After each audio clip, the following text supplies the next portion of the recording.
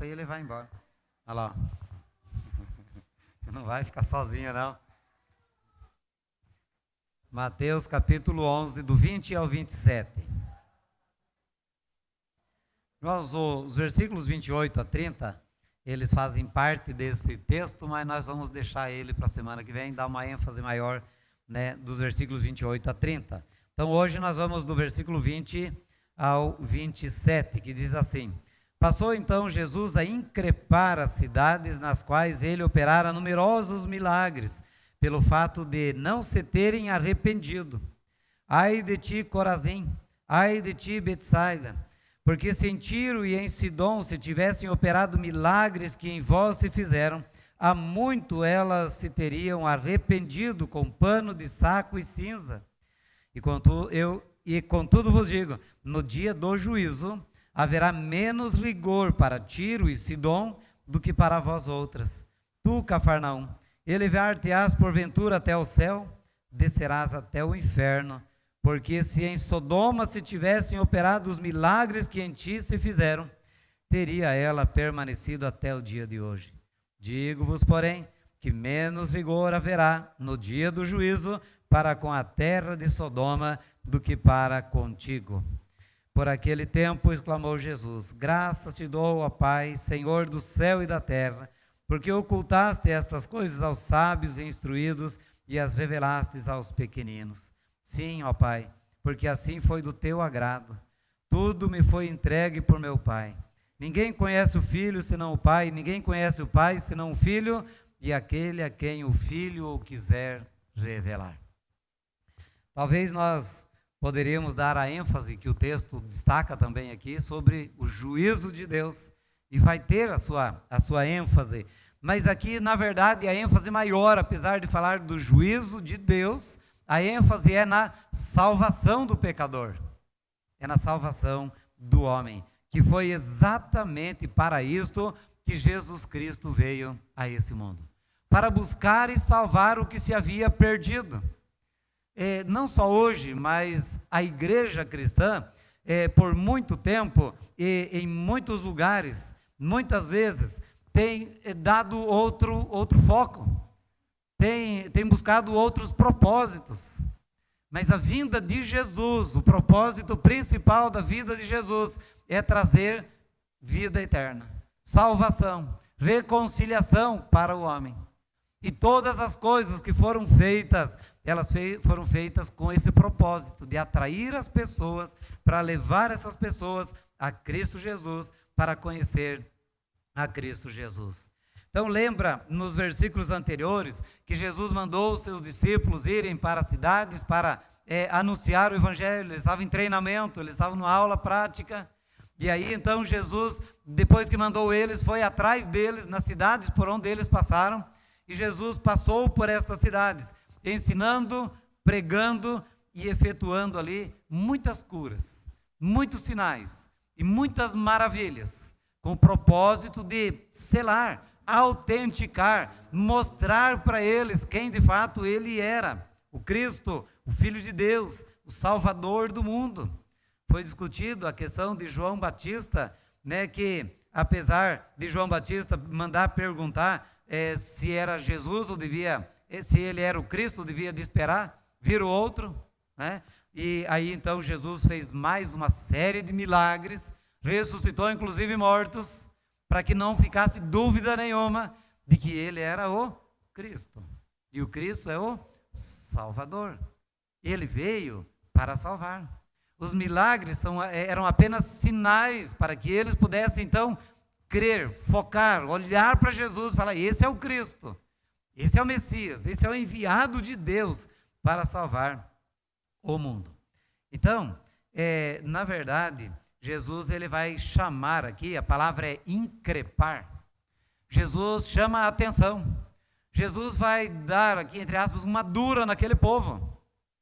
Falou: olha aqui, pare e presta atenção. Vocês estão voando? Vocês estão desligados? Vocês não estão percebendo? Isso é increpar, chamar a atenção. Como diz aí, chamar na chincha, para que a pessoa possa levar um choque e atender e perceber o que está acontecendo, que vai levando as coisas, né? E vão acontecendo, e pede aqui, pede lá, faz isso, faz aquilo. Então, assim, não que Deus ele não quer nos abençoar, curar, fazer outros milagres, trazer outras bênçãos nas nossas vidas, mas Jesus está dizendo, para isso, a vida não é só isso. Tem algo muito maior do que isso. Tem algo muito mais importante do que isso. Vocês falam assim, meu pastor parece estar bravo. Não, Jesus, ele veio com essa palavra, increpar. Tá? Ele veio trazer uma palavra mais dura, mais áspera, podemos dizer assim. Mas não sem amor. Tá? Ele fez isso porque ele amava aquele povo. Ele não queria fazer milagre, curar, ressuscitar, para o cara ter mais uma vida e ir para o inferno. Ele queria que eles caíssem em si, prestassem atenção. É nesse sentido a palavra increpar as multidões, as cidades, aquele povo, para que eles pudessem então acordar. É muito bom receber cura, receber as bênçãos, é muito bom nós viver em paz, é muito bom viver tranquilamente. Mas de que adianta ganhar o mundo e perder a sua alma? O próprio Jesus diz. Nós temos que pensar além desta vida. Nós temos que pensar além da morte, além do próprio problema que nós enfrentamos e que queremos uma solução. Porque muitas vezes a solução do problema não é o melhor para nós. Tira o problema, não busca mais, não tem mais aquele fervor, aquela paixão, aquele envolvimento. Eu sei que não são todos assim, mas uma grande parte é assim mesmo. Então, é preciso uma tomada de decisão firme quanto à salvação da alma. Porque senão o tempo passa e hoje nós vimos pela manhã, nós não sabemos quando nós vamos morrer. Pode ser hoje, não estou assustando ninguém, pode ser amanhã. Pode ser daqui a 10, 20 anos, 100 anos, não sei. Mas a questão é que nós vamos morrer. E 100 anos aqui não é nada comparado na eternidade, não dá um milésimo de segundo comparado com a eternidade. Então a nossa vida está passando e muitas pessoas estão dormindo, indiferentes. Aí chama para dar um testemunho, olha, Deus fez uma transformação, Deus me curou, Deus abençoou e continua indiferente com a salvação, com a vida eterna. Essa é a increpação de Jesus. Tá? Poderíamos dizer assim, fica meio indignado, por quê? Porque os milagres foram feitos, os sinais foram realizados, não há dúvida nenhuma. Lembra de João? Não fique na dúvida, fica tranquilo. Sou eu mesmo, sou o Cristo, o Salvador. E agora, nós precisamos tomar uma decisão diante desse Salvador. Nós precisamos tomar uma posição diante deste Evangelho que foi pregado e anunciado. Então, olha o que diz o versículo 20. Passou então Jesus a increpar as cidades nas quais ele operara numerosos milagres, pelo fato deles não terem se arrependido. Jesus fez muitos milagres e estão nem aí. Continua do mesmo jeito. Lembra da semana passada? Com meninos na praça. Tocamos flauta, não dançaram. Entoamos lamentações, não prantearam. Veio João Batista, não serve. Veio Jesus, também não dá. Fica indiferente. Nada está bom, nem Jesus é bom. Está esperando mais alguma coisa além de Jesus. Não sei o que vai ser, porque biblicamente não tem. Então, Jesus chama a atenção das pessoas, né, de algumas cidades, pelo fato deles terem visto os sinais. E não creram. Mesmo assim, não atentaram para o propósito da vinda de Jesus. Jesus não veio para ser um rei dos homens, para dominar um império. Ele não veio para ser dispensar os médicos e curar todas as pessoas, não. Ele veio para fazer alguns sinais. Os irmãos podem ler nos evangelhos, os sinais, eles dificilmente se repetem, são poucos que se repetem. Porque ele está mostrando que ele tem o poder sobre todas as coisas, sobre todas as dificuldades do ser humano. Então ele podia ressuscitar todos os mortos. Não, ele ressuscitou uns 3 para mostrar que ele tem poder sobre a morte. Ele podia curar todos os cegos daquela época, mas ele curou alguns de forma diferente. todos os aleijados, expulsar demônio de todos, mas ele não fez, porque ele veio fazer aqueles sinais para mostrar que ele era o Cristo prometido desde Gênesis. Ele é esse Messias que o povo esperava. Os sinais mostravam isso. Ninguém fazia os sinais que Jesus fazia. E mesmo assim, não creram.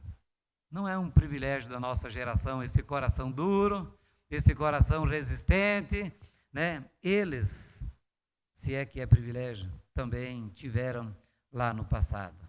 Então, os sinais eles serviam para despertar, para chamar a atenção, para autenticar o ministério de Jesus. A ênfase não está nos milagres, tá? E Jesus ele não tem o poder somente para fazer milagres, mas principalmente para trazer salvação. E só Ele pode trazer. Outros sinais, maravilhas, coisas, eles podem fazer. A ciência tem feito muita coisa. A ciência tem realizado certos milagres hoje em dia. Descoberta de remédios, por exemplo, descobriu aí penicilina, descobriu vacinas, descobriu tantas coisas, que tem sido uma bênção. Tá? Então, algumas coisas que Jesus fez também, os homens desenvolvem, a ciência desenvolve também muitas dessas coisas aí. Mas salvação não tem ciência, salvação não tem nada no mundo, né, que possa trazer, somente Jesus. Há um só Salvador, há um só meio para nós chegarmos a Deus, que é Cristo Jesus. Então a ênfase de Cristo não está nos milagres. Os milagres são flechinhas, né, para apontar para Cristo Jesus. Olha esse aí, que ele levantou os mortos, esse que curou o cego, esse que fez o mudo falar. É ele que é o Cristo. Ele é o Salvador. Ele veio não só para te dar cura, para resolver os teus problemas, ele veio para trazer vida eterna, te livrar da condenação eterna. Ele veio para reconciliar você com Deus. É isso, então, que ele estava dizendo aqui. Porque o homem em pecado, ele está separado de Deus. Ele é inimigo de Deus. Ele está morto sem Deus. O homem sem Deus não é nada. O homem que não crê em Jesus, ele está perdido. Ele pode ser bilionário, ele pode ter a melhor saúde, mas isso tudo é passageiro. Então, Jesus Cristo, ele veio para trazer salvação àqueles que estavam perdidos. E quem é que estava perdido? Porque o pecado é que separa o homem de Deus. Quem é que estava separado? Todos pecaram. Todos nós estávamos separados. Ele veio para nos salvar. Vamos atentar primeiramente para isso. Porque nós muitas vezes pedimos, Senhor, me abençoe nessa prova. Senhor, me abençoe passar no vestibular. Senhor, me abençoe, né, no meu primeiro emprego. Senhor, me abençoe no casamento. Senhor, me abençoe nisso. E vai embora. E dele. E está andando de avião e não está. É dono de avião e não está suficiente. Não está bom. E não atenta para aquilo que é mais importante. Para aquilo que é essencial na vida de todo ser humano. Que é a salvação da sua alma. Meus irmãos, Jesus ficou indignado com aquele povo. Por isso ele pronuncia 3 ais para aquele povo. Versículos 21 a 24, ele vai dizer, olha, ai de ti Corazim, ai de ti Betsaida. E no versículo 23, ele só não diz ai, mas nós podemos colocar aqui sem problema nenhum. Ai de ti Cafarnaum. Cidades que experimentaram, que viram milagres, coisas extraordinárias acontecendo. Milagres foram realizados. Mesmo que em uma delas aqui não há um registro nos evangelhos sobre os milagres, mas Jesus está dizendo, milagres foram feitos lá. Os evangelistas não registraram isso, mas Jesus está dizendo que fez milagre lá também, nessas cidades. Pelo menos 2 delas eram de gentios. E aí então, Jesus, ele diz que esses milagres tivessem sido efetuados, realizados, nessa cidade dos gentios, né, que era Tiro, Sidom e até em Sodoma, em tempos passados, por certo, eles teriam se convertido. Meus irmãos, pensem nisso. Sodoma foi destruído porque é por causa dos pecados deles. Mas se Jesus tivesse feito um milagre naquela cidade, naquela época, Jesus está dizendo, eles teriam se convertido. Agora, em Cafarnaum, fiz muitos milagres. Em Tiro e Sidom, realizei extraordinários milagres. E cadê que se arrepende? E cadê que acorda? Né? Tiro e Sidom, em Corazim, em Betsaida, né? e Cafarnaum, que viram esses milagres. Né? Tiro, Sidom e Sodoma não tiveram esse mesmo privilégio. Então, isto mostra que se Jesus também não abrir o coração, esse texto vai mostrar aqui, desvendar os olhos das pessoas, não tem milagre que vai fazer as pessoas ir para Jesus. Não tem pandemia.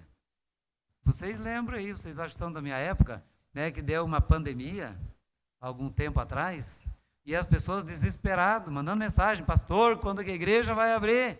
Ficou, talvez um mês, 2 aí, fechada a igreja. Quando que a igreja vai abrir, pastor? Porque, né, nós temos que buscar a Deus. Olha que situação. Passou a situação.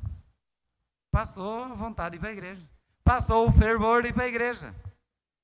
Meus irmãos, nós tínhamos uma frequência maior antes da pandemia, nos cultos e na escola dominical, do que depois da pandemia. Quer dizer, não é nem pandemia, nem milagres de Jesus vai fazer algumas pessoas se voltarem para Deus. Há uma dureza do coração, há um espírito de incredulidade, há uma cegueira espiritual, uma rejeição da graça, uma indiferença insana, que é só o milagre de Deus mesmo para transformar a vida das pessoas, porque elas não se dão conta, elas não atentam para isso, não se voltam para isso. Olha o que está acontecendo ao nosso redor, aqui pelo mundo afora, são coisas assim, que causam temor, são coisas, vamos dizer assim, assombrosas que estão acontecendo. E daí? As pessoas estão dando de ombro para isso. Parece que nada está acontecendo, está tudo bem, está tudo às mil maravilhas. As coisas estão andando como se nada tivesse acontecendo. Como eu falei, não choram e não dançam, nem Jesus e nem João, nem presbiteriana e nem qualquer outra igreja, nada está bom, nada serve, né? Então, Jesus ele vai dizer aqui que estes, ou estas cidades, ou estas pessoas que rejeitam a salvação pela graça, sempre vão encontrar um motivo para se desculpar, mas ele vai dizer nos versículos 22 e 24 algo muito sério. Contudo vos digo, no dia do juízo, haverá menos vigor para Tiro e Sidom do que para vós outros. No 24, digo-vos, porém, que menos vigor haverá no dia do juízo para com a terra de Sodoma do que para contigo. Meus irmãos, aqui nós encontramos nesses versículos, Jesus dizendo, né, que haverá menos vigor no dia do juízo. Nós não vamos entrar nos detalhes, nós vimos hoje pela manhã alguma coisa sobre isso, não vamos entrar no detalhe aqui do grau, né, do sofrimento no céu ou no inferno, no inferno, ou do gozo no céu, mas a questão é que haverá um certo grau, porque aqui esse texto está dizendo, haverá menos vigor no dia do juízo, para aqueles que não ouviram, para aqueles que não tiveram oportunidade, do que para aqueles que tiveram oportunidade e rejeitaram a graça e continuaram indiferentes. Lá em Apocalipse 21:8, ele diz, quanto porém aos covardes, aos incrédulos, aos abomináveis, e ele faz uma lista maior, a parte que lhes cabe será no lago que arde com fogo e enxofre, a saber, a segunda morte.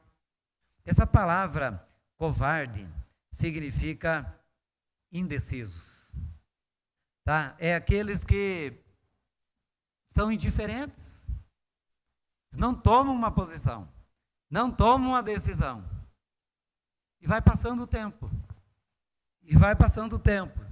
e essas pessoas, mesmo vendo tantas coisas extraordinárias acontecendo, não param, não tomam uma posição, não tomam uma decisão. Eles dizem assim que esses indecisos, chamados de covardes lá em Apocalipse, os incrédulos, não entrarão no reino dos céus. O que Jesus está dizendo aqui é que, olha, esse é o momento de tomar uma decisão na vida. é o momento de acordar. Todos os sinais que a Bíblia fala sobre os sinais que antecedem a vinda de Jesus, todos já aconteceram. Com exceção do Evangelho chegar aos bilhões que ainda estão perdidos lá. O restante tudo já aconteceu. Todos os sinais já aconteceram. Então, nós precisamos atentar para isso e acordar para esta realidade. Então, menos vigor haverá sobre aqueles que não ouviram do que para aqueles que ouviram e ouviram e ouviram muito. Alguém já disse que é algo que nós não deveríamos fazer, mas pregar tantas vezes para as mesmas pessoas, enquanto há milhares de pessoas que nunca ouviram nenhuma vez. Esses indecisos deveriam ser deixados de lado, entregar nas mãos do Senhor, como Paulo fez com alguns deles, entrega nas mãos do diabo para ser açoitado pelo diabo, para ver se seja salvo, pelo menos pelo meio do fogo, né? Para ver se dá um jeito na vida aí. Meus irmãos, essa é a realidade, que nós precisamos atentar para isso. Então, Jesus deixa claro aqui a responsabilidade do ser humano. A oferta da graça, ela vem por meio de Deus, na pessoa de Cristo Jesus, mas o arrependimento é um dever humano. Nós somos responsáveis pelas nossas decisões, porque pela graça sois salvos mediante a fé. Então, nós temos que crer, e Ele nos dá a fé para crer. Agora, se eu não creio, eu serei responsabilizado por isso, muito mais do que aqueles que não ouviram a respeito dessa fé, aqueles que não ouviram deste Evangelho. Então, arrependei-vos, pois, e convertei-vos para que sejam cancelados os vossos pecados. A quem muito é dado, muito será cobrado. Haverá menos rigor para algumas cidades e para algumas pessoas. Meus irmãos, isso nós temos que pensar. Haverá menos rigor no julgamento para com aqueles idólatras, para com aqueles que não ouviram falar de Jesus, da graça de Cristo Jesus e cometeram coisas abomináveis. Não significa que eles vão ser salvos por não conhecer, mas haverá menos rigor no dia do juízo para eles, do que para aqueles que ouviram 100, 200, 1000 vezes o Evangelho, se tornaram até religiosos, mas não entregaram as suas vidas ao controle de Cristo Jesus. Jesus increpou aquela multidão, aquele povo, aquelas cidades. Ele chamou eles, a uma reflexão mais íntima e mais profunda, porque senão eles acabariam indo para o inferno, se eles não atentassem para a sua alma. Ah, meus irmãos, se em Sodoma tivesse feito um milagre, dos muitos que foram feitos em Cafarnaum, Jesus diz, aquele povo lá estava até hoje. Aquelas cidades não teriam sido destruídas, não. Jesus morou em Cafarnaum. Que privilégio. Que coisa extraordinária. Jesus, o Filho de Deus, o Deus encarnado, quando escolheu morar no início do seu ministério, e durante o seu ministério, ele escolheu Cafarnaum para morar. Desenvolveu o ministério dele a partir de Cafarnaum. Que privilégio. Aquela cidade poder dizer assim, olha, o Jesus, o Messias, morou em nossa cidade. Que tristeza, apesar de Jesus ter morado lá, eles não abriram o coração. Eles não se renderam a Cristo Jesus. Que tristeza para muitos hoje, para muitas cidades e para muitas pessoas que têm ouvido muito e até se orgulham da religião que têm ou do tanto que conhecem da palavra de Deus, mas não se renderam a Cristo Jesus. Ai de ti, diz Jesus, porque o que resta é apenas o juízo. A segunda parte, meus irmãos, está nos versículos 25 a 27, quando fala que Jesus é o Salvador dos humildes. Então, por aquele tempo, naquele contexto, naquela situação, exclamou Jesus, graças te dou, ó Pai, Senhor do céu e da terra. Ele é Senhor, porque ocultaste essas coisas aos sábios instruídos e revelaste aos pequeninos. Sim, ó Pai, porque assim foi do teu agrado. Tudo me foi entregue por meu Pai. Ninguém conhece o Filho senão o Pai, e ninguém conhece o Pai senão o Filho, e aquele a quem o Filho quiser revelar. Então, a segunda parte desse nosso texto, ela é uma oração de Jesus e um pequeno tratado da eleição divina. Mas é uma oração de Jesus. ele ora, dando graças a Deus. Senhor, apesar dos sábios da minha época, os entendidos, os doutores da lei, não entenderem, o Senhor deu entendimento para os humildes. Presta atenção, aos pequeninos. O Senhor deu a eles, o entendimento. A gratidão de Jesus é porque o seu ministério não foi em vão. E se você crê em Cristo Jesus, é claro que ele não foi em vão o ministério de Jesus, a obra de Jesus. Alguns serão salvos, mesmo que alguns vão rejeitar a graça, mas alguns serão salvos. Se por um lado, por causa do conhecimento humano, muitos não creram em Cristo Jesus, por outro lado, muitos desprovidos da sabedoria humana creram em Cristo Jesus, porque receberam da sabedoria divina, do despertamento. Sabe, quando fala assim, agora eu entendi.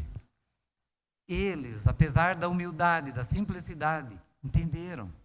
Enquanto que os doutores da lei não perceberam. Jesus certa vez falou assim, vocês examinam as escrituras porque julgam ter nela a vida eterna. Jesus diz assim, são elas que testificam de mim, como que vocês não veem isso? Como que vocês não atentam para isso? É isso que está acontecendo nos dias de hoje. A gratidão de Jesus é porque alguns vão sendo despertados, não pela sabedoria humana, mas pela sabedoria divina. O Senhor dos céus, o Senhor da terra, é o Senhor da salvação. Quando ele diz que ocultou estas coisas aos sábios e revelou aos pequeninos, ele mostra que Deus é o autor da salvação. É Deus quem traz salvação ao pecador. É Deus quem oferece pela graça, porque o homem não pode alcançar essa salvação de outra forma. Não há nele mérito nenhum. Eu quero dizer que Deus, ele não nega, não está aqui negando a salvação aos sábios. Mas o que está dizendo aqui é que não há salvação pela sabedoria humana. Não há salvação pelo conhecimento humano. A salvação se dá por meio da obra de Cristo Jesus. No versículo 12 ele vai dizer que muitos estão tentando alcançar e alcançam pelo esforço. Não a salvação, mas tentando entrar por isso.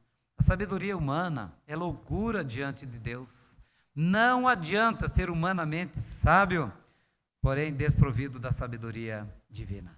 Então a salvação não é por esforço, por boas obras, por boa conduta, por religiosidade, por legalismo, por sabedoria, por batismo ou por qualquer outro meio, mas somente pela graça mediante a fé. Esses pequeninos aqui não está se referindo a crianças, não está se referindo aos pobres, aos incultos ou marginalizados, mas sim aos humildes. Aos humildes. Pessoas que reconhecem Jesus como Salvador. Pessoas que se arrependem, que confessam e que deixam os seus pecados. Pessoas que confessam a sua dependência de Deus em tudo. Que não se estribam nos seus próprios conhecimentos. Pessoas que entendem a graça como uma dádiva maravilhosa da salvação e estendem a sua mão da fé para receber esta salvação vinda de Cristo Jesus. Meus irmãos, não pensem que o texto está dizendo que ele está dizendo os sábios não têm salvação. Só os humildezinhos, os analfabetas que têm salvação. O texto não diz isso, mas aqueles que se humilham. Porque aqueles que se orgulham pela sua sabedoria não chegam ao céu por isso. Mas aqueles que se humilham, mesmo sendo sábio, esse alcançará a salvação. Versículo 26 é maravilhoso. Quando ele diz assim, sim, ó Pai, porque assim foi do teu agrado. O que Deus tem prazer em fazer? Salvar o pecador. Deus tem prazer em resgatar o homem, seja ele sábio ou não, seja ele grande ou não, mas aquele que entende do Evangelho, aquele que se arrepende e se humilha diante do Senhor. Meus irmãos, eu quero dizer 3 coisas aqui. Deus não tem obrigação de salvar ninguém, porque ninguém merece a salvação. Então Deus não tem a obrigação de salvar ninguém. Deus não tem necessidade de salvar ninguém, porque Deus é completo em si mesmo. Não acho que Deus fica um pouquinho mais alegre porque você foi salvo. Deus é pleno. Deus ele é completo em tudo. Ele não precisa de nada e de ninguém. Então, não pense que ele tem necessidade de salvar algum para ele se achar menos deprimido lá no céu, alguma coisa desse sentido aí, não. Nós não somos nada. Mas Deus pode fazer tudo em nós. E a terceira coisa é que Deus, ele tem prazer em salvar. Ele não precisava salvar. Ele não tem obrigação. Ele não tem uma necessidade disso, mas ele, por ser amor, cheio de misericórdia e compaixão, Deus tem prazer em salvar o pecador. Foi do agrado de Deus entregar o seu Filho para nos livrar dos nossos pecados. Não crer é rejeitar o Filho de Deus, a oferta de Deus no nosso lugar. É por isso que ele diz que haverá menos rigor para Sodoma, para Tiro e Sidom, do que para as cidades, para o povo, para as pessoas que ouviram do Evangelho. Então, meus irmãos, Deus continua usando de misericórdia. Deus enviou o seu Filho, através do seu amor, por meio do seu amor, cujo único propósito principal é trazer salvação ao pecador. Então, meus irmãos, eu quero concluir dizendo que não há mais necessidades de sinais para nós crermos, apesar de Deus continuar fazendo sinais. Ele registra lá em João, no capítulo 20, os versículos 30 e 31, que na verdade fez Jesus muitos outros sinais diante dos homens, que não foram registrados, que não foram escritos. Ele fez esses sinais diante dos discípulos, que não foram escritos nesse livro. Esses, porém, foram registrados para que creiais. Nós não precisamos de sinais hoje para crer, nós já vimos os sinais, que foram registrados e são suficientes para nós saber que Ele é o Cristo, Ele é o Salvador. Se crermos nele, nós temos vida eterna. Se nós não crermos nele, nós seremos responsabilizados, porque nós precisamos crer, nós precisamos reagir diante desta situação. Quais são os ais para nós hoje? Ai de ti, que precisa ver para crer.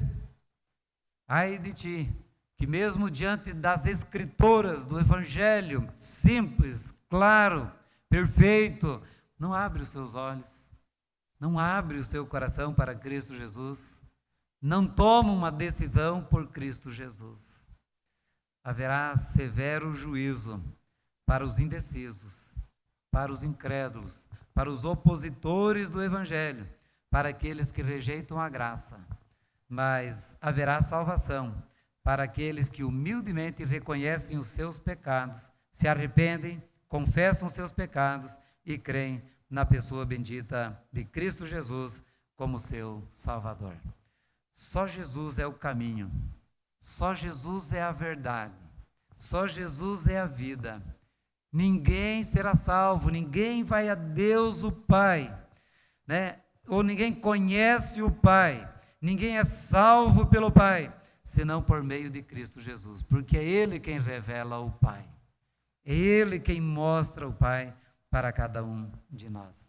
Então, mais uma vez eu quero dizer que é necessário lembrar as palavras de Hebreus no capítulo 4, versículo 7, a parte B.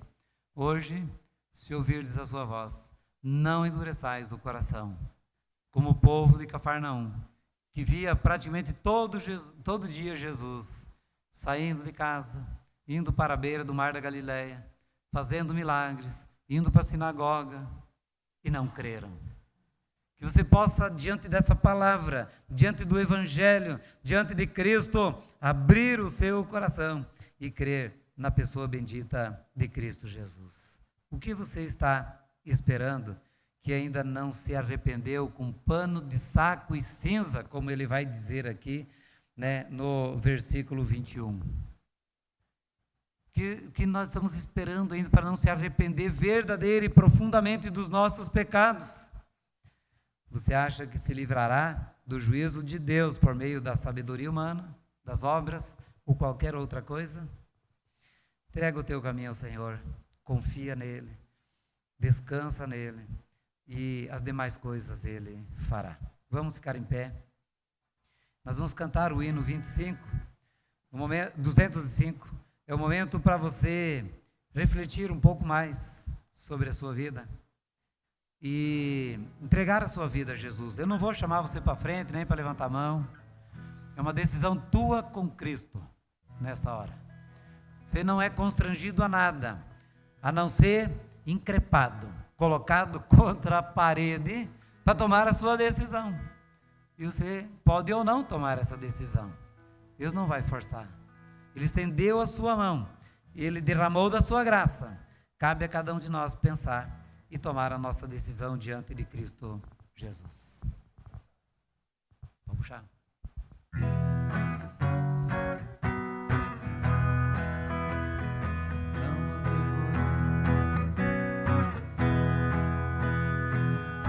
Jesus vos chama, Ele chama com amor.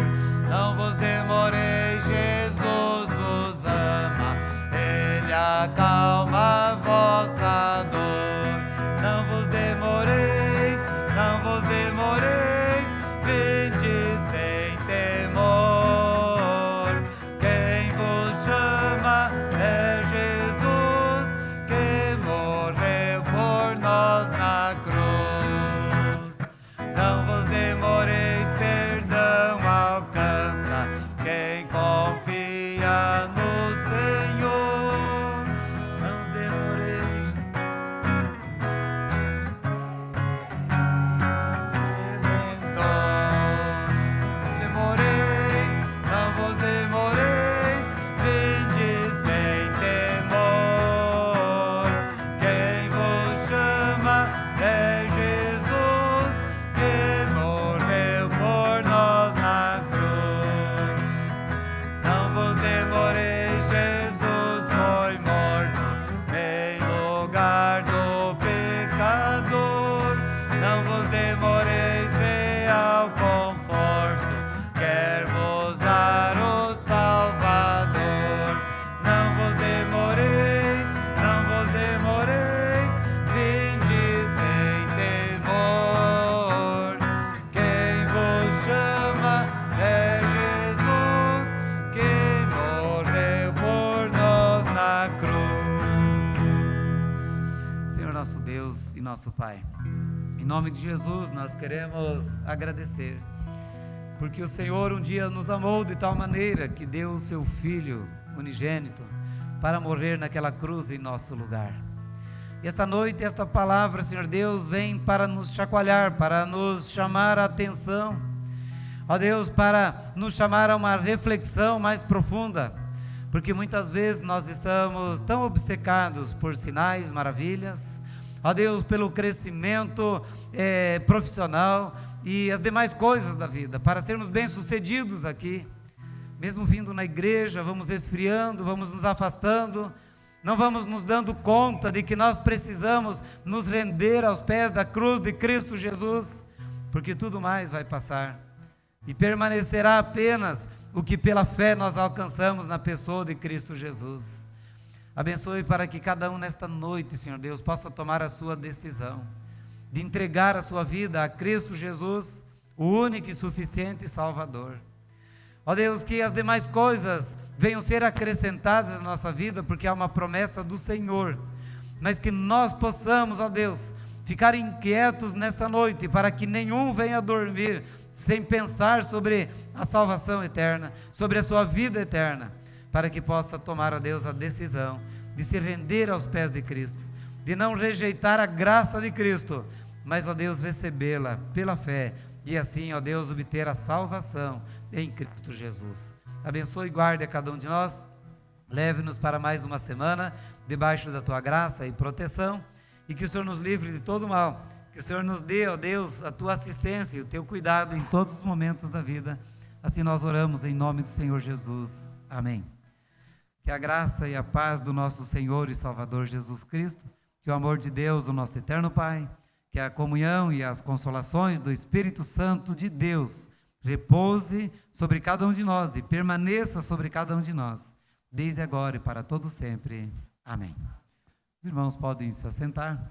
Agradecemos aos nossos visitantes. Seja sempre bem-vindo em